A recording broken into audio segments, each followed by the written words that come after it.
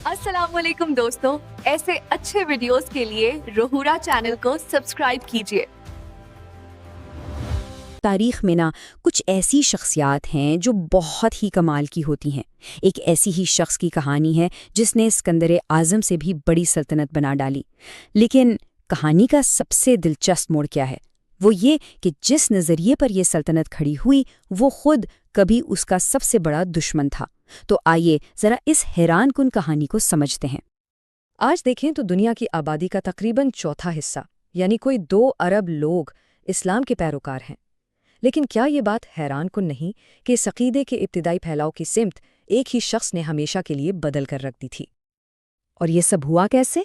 हैरत अंगीज तौर पर बहुत ही कम वक्त में, सिर्फ चंद सालों में हज़रत उमर इब्न अल-ख़त्ताब ने एक ऐसी सल्तनत की बुनियाद रखी जो तारीख के बड़े बड़े फ़ातिहीन से भी कहीं आगे निकल गई। लेकिन ज़रा सोचिए, क्या हो अगर इस अजीम सल्तनत का मेमार ही कभी उस अकीदे का सबसे बड़ा दुश्मन रहा हो? यही वो सवाल है, यही वो तज़ाद है जो उनकी ज़िंदगी को तारीख की सबसे ड्रामेटिक तब्दीलियों में से एक बना देता है। अच्छा, तो हज़रत उमर की इतनी शदीद मुखालिफत की वजह क्या थी? उसको समझने के लिए ना हमें इस्लाम से पहले के मक्का को देखना होगा। वहाँ का मुआशरा कैसा था और ताकत किसके हाथ में थी? तो उस वक्त मक्का की सूरत हाल कुछ यूँ थी कि वहाँ कुरैश कबीले की हुकूमत थी। अब ये एक बड़ा कबीला था जो खुद कई ख़ानदानों में बटा हुआ था, और ताकत जो थी ना वो 3 मेन सेंटर्स में थी। एक थे बनु हाशिम जो काबा और सारे मजहबी मामलात देखते थे, दूसरे बनु उमैया जिनके हाथ में तिजारत और पैसा था, और तीसरे थे बनु मखजूम यानी शहर के जंगजू, फौज और लड़ाई भड़ाई उनके ज़िम्मे थी। अब हज़रत उमर का कबीला था बनु अदी। ये उन 3 बड़े ख़ानदानों में से तो नहीं था, लेकिन इनका किरदार बहुत ही अहम था।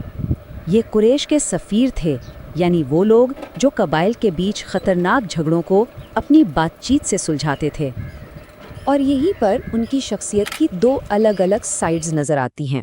एक तरफ वालिद के कबीले यानी बनु अदी से उन्हें सिफारतकारी और बहस मुबाहिसे का फ़न वरसे में मिला, तो दूसरी तरफ उनकी वालिदा का ताल्लुक था जंगजू कबीला बनु मखसूम से, जहाँ से उन्हें वो गुस्सा और लड़ाका तबीयत मिली।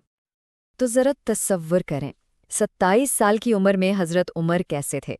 एक बहुत ही कदावर शख्सियत, तकरीबन 6.5 फुट कद के मालिक, एक कामयाब ताजर, एक माहिर सफ़ीर और एक मशहूर पहलवान।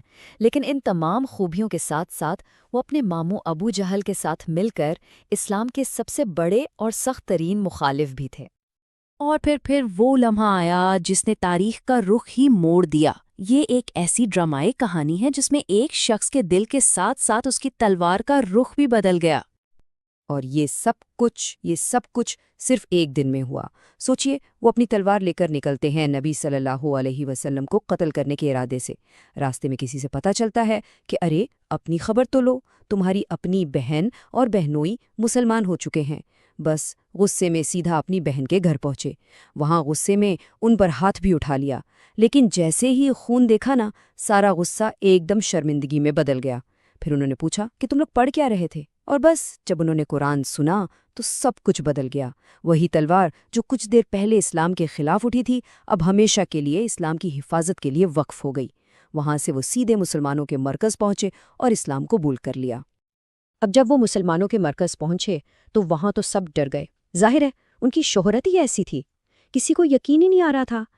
इसी लम्हे हज़रत हमज़ा ने वो मशहूर अल्फाज कहे जो उस वक्त की टेंशन को जाहिर करते हैं, उमर को अंदर आने दो, अगर नीयत अच्छी है तो ठीक, वरना इसी की तलवार से इसका सर कलम कर दूंगा। और इस तरह 32 साल की उम्र में हज़रत उमर मक्का में इस्लाम लाने वाले 50वें शख्स बने। ये नंबर याद रखना बहुत ज़रूरी है, क्योंकि इससे अंदाज़ा होता है कि उस वक्त मुस्लिम कम्युनिटी कितनी छोटी और कमज़ोर थी। तो सवाल ये है कि जब इस्लाम का सबसे बड़ा दुश्मन उसका सबसे बड़ा मुहाफिज बन गया तो हुआ क्या? हुआ ये कि इस एक शख्स के ईमान लाने ने सब कुछ बदल कर रख दिया। हज़रत उमर के आने से पहले मुसलमानों की ज़िंदगी बहुत मुश्किल थी। वो छुप छुप कर रहते थे, जुल्म के डर से छुपकर इबादत करते थे, अपने अकीदे का खुले आम ऐलान करने की हिम्मत नहीं थी।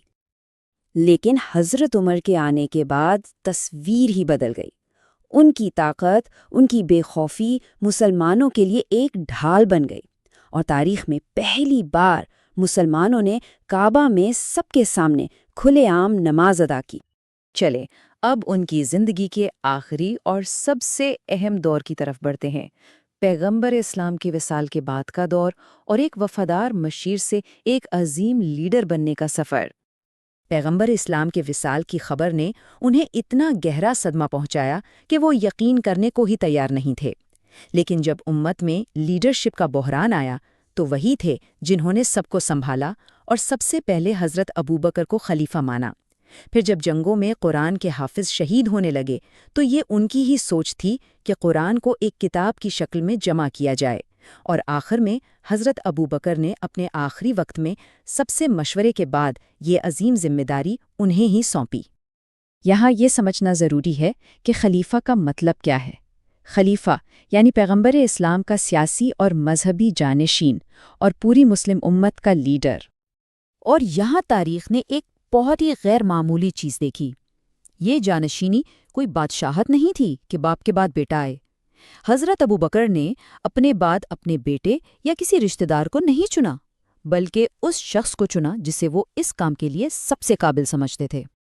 حضرت ابوبکر کے اپنے الفاظ اس بات کو بالکل صاف کر دیتے ہیں۔ انہوں نے کہا، میں اپنے بعد اپنے خاندان میں سے کسی کو مقرر نہیں کر رہا، بلکہ میں اسے مقرر کر رہا ہوں جسے میں تم میں سب سے بہتر سمجھتا ہوں، اور وہ عمر ہیں۔ ان کے اسلام قبول کرنے نے ایک چھوٹی سی کمیونٹی کی تقدیر بدل دی۔ اب سوال یہ تھا، کیا ان کی قیادت پوری دنیا کو بدل پائے گی؟ یہ وہ سوال ہے جس کا جواب ہمیں تاریخ میں ان کی عظیم میراث کی شکل میں ملتا ہے۔